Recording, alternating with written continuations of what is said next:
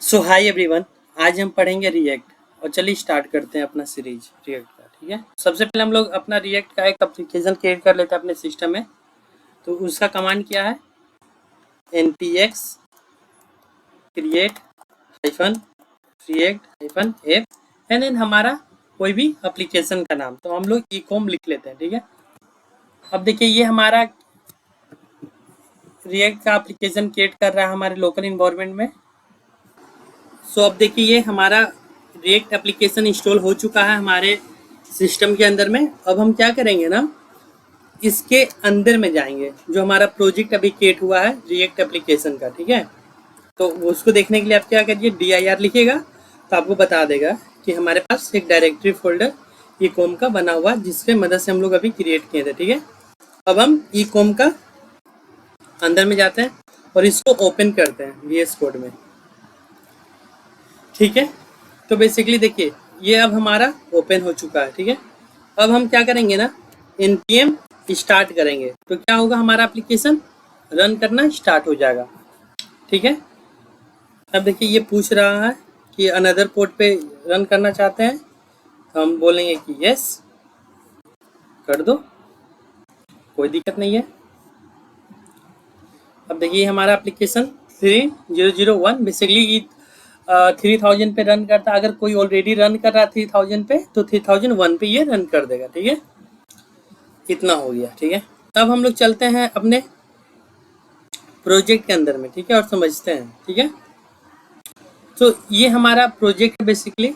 अब इसमें क्या होता है ना कि नोड मॉड्यूल क्या होता है ना, जितना भी पैकेज होता है ना, जो भी पैकेज इंस्टॉल हुआ होगा वो सब इसके अंदर में होगा। ठीक है, और यहाँ पे पैकेज डॉट जेसन है, यहाँ पे जितना भी पैकेज यहाँ पे लिखा होगा ना, सब पैकेज इस नोड मॉड्यूल के अंदर में इंस्टॉल हुआ होगा। ठीक है, अब दूसरा चीज, ये सब पैकेज है, ये सब पैकेज यहाँ पे इंस्टॉल है नोड मॉड्यूल के अंदर में। और ये सब कमांड है हमारा जिसके मदद से हमारा प्रोजेक्ट रन करता है। तो स्टार्ट से हमारा रन करता है, बिल्ड होगा, टेस्ट होगा और इजेक्ट होगा। ठीक है, बेसिकली आप यहाँ से और भी एक चीज फाइंड कर सकते हो, आप अपना रिएक्ट का वर्जन जान सकते हो कि हमारा रिएक्ट का कौन सा वर्जन यूज कर रहे हैं। तो अभी हम लोग रिएक्ट 18.2.0 यूज कर रहे हैं। ठीक है, अब चलिए समझते हैं। गिट इग्नोर तो आप गिट के लिए यूज होता है, इसमें अगर कोई भी फाइल आप लिख दोगे वो इग्नोर हो जाएगा। मतलब कि नोड मॉड्यूल हम लोग पब्लिश नहीं करते हैं, पुश नहीं करते हैं गिट के अंदर में। क्यों नहीं करते हैं, क्योंकि ये तो हैवी फाइल है। अब मान लीजिए इतना बिग फाइल कैसे पुश होगा, इसलिए हम लोग नोड मॉड्यूल को इग्नोर कर देते हैं। इसमें कुछ कुछ और चीज़ें आप जो भी लिख सकते हो, जैसे .env फाइल अगर आप ये सब बनाओगे ना तो ये सभी इग्नोर कर देगा, ये पुश नहीं करेगा। ठीक है, चलिए इतना हो गया। अब हमारे पास है दो फोल्डर, पब्लिक फोल्डर और src फोल्डर। ठीक है, तो पब्लिक फोल्डर में क्या होता है ना, जैसे कि कोई भी हमारा जावास्क्रिप्ट फाइल या हमारा HTML कुछ भी लोगो या कुछ भी फाइल, ठीक है, वो सब जितना भी कुछ रहता है ना वो सब हम लोग पब्लिक फोल्डर के अंदर में रखते हैं। ठीक है, अब चलिए समझते हैं फाइनली src फोल्डर।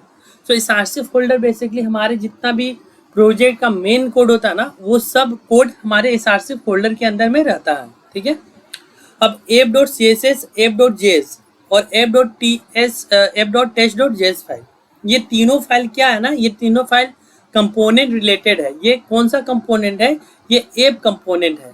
देखिए एक ही नाम से CSS फाइल है और एक ही नाम से test.js फाइल है, तो इससे हम लोग जान जाएंगे ये तीनों एक ही फाइल है। ठीक है, अब app.js फाइल जो है ना वो कंपोनेंट फाइल है। ठीक है, अब देखिएगा हमें कैसे पता app ये कंपोनेंट फाइल है, क्योंकि ये एक्सपोर्ट डिफॉल्ट ऐप कर रहा है, क्योंकि ये इसलिए है। और इसका जो फंक्शन है ना, देखिए ये फंक्शन बेस्ड कंपोनेंट है रिएक्ट में। ठीक है, अब देखिएगा आप यहाँ पे कि ये इतना सारा लोगो ये सब रन कर रहा है। ठीक है, बाय डिफॉल्ट अगर हम इस फाइल को डायरेक्टली चेंज कर देना तो ये सब कुछ नहीं दिखेगा। ठीक है, देखिएगा अब आप कुछ भी नाम यहाँ पे लिखना चाहो लिख दो, हेलो वर्ल्ड। ठीक है,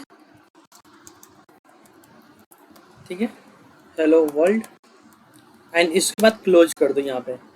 ठीक है, अब देखना आप यहाँ पे ये चेंज हो जाएगा डायरेक्टली। देखिए डायरेक्टली ये हेलो वर्ल्ड आ गया। ठीक है, सो बेसिकली ये फाइल क्या है, ये हमारा कंपोनेंट फाइल है और ये क्या है, हमारा कंपोनेंट फंक्शन है। बाय डिफॉल्ट ये इस फंक्शन को एक्सपोर्ट कर रहा है, जिसके मदद से हम लोग इसको यूज करेंगे। कहाँ पे यूज करेंगे, तो index.js में यूज करेंगे। देखिए यहाँ पे एब जो है ना, ये मेन फाइल है हमारा, ठीक है। और ये पूरा जो भी है ना, ये हमारा कहाँ पे लोड करके दे रहा है, यहाँ पे रूट पे दे रहा, ठीक है। और index.js फाइल ये मेन फाइल होता है, जेएस फाइल। यहाँ पे जो भी कंपोनेंट आप यहाँ पे कर दोगे, यहाँ पे डिक्लेयर कर दोगे, वो क्या होगा, वो एज ए ट्रीट करेगा बेस कंपोनेंट, ठीक है। लोगो, ये तो लोगो फाइल है, ठीक है। index.js मतलब index.js फाइल का वो मेन CSS फाइल है, जो भी हम लोग यूज करते हो वो हो गया, ठीक है।